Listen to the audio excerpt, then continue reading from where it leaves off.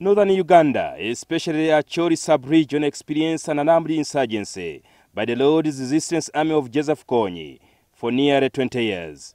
The insurgency led to massive displacement as most people fled their homes or were forced into internally displaced persons camps by government. Even before the insurgency, many people in Acholi who have served in President Idi Amin's regime, especially in the army, fled with their families in exile in fear of reprisals from the subsequent regimes. Over the last few years, the former internally displaced persons and the families of the exiled Amin soldiers have begun returning to their long-abandoned homes, and this has led to some land wrangles. David Drichi is a grandson of Adam and Ndida Orobi, one of the returnees claiming land in Acholi.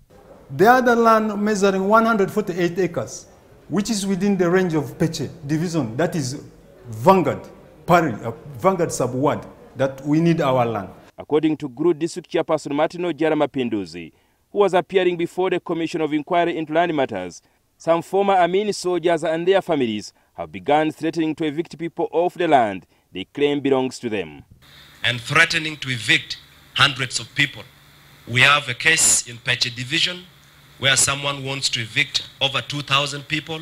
So that the LC5 chairperson is giving, knowingly that our family is his maternal uncles, and part of the cousins who have been with him at his paternal homes are the ones settling on the land.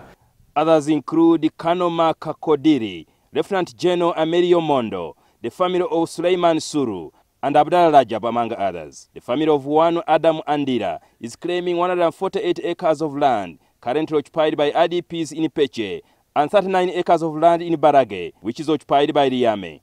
The chief of Atiaka, Richard Santos Sapire, informed the commission that there is no free land in Acholi, as has been perceived by some investors. The population will tell you there is never any free land.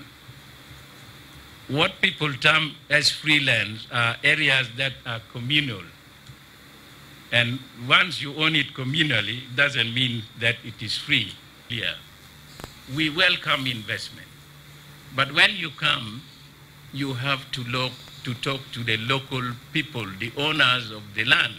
Santos Sapire also informed the commission that South Sudanese are obtaining land in Acholi, contrary to the laws of Uganda. He cites a case of a South Sudanese who has sold land in Atiak to Uganda Revenue Authority in total disregard of the laws of Uganda. This man was registered as a refugee. He was in a Jumani refugee camp. He went back and he came and tried to settle down, and in that he started claiming that the land belonged to him.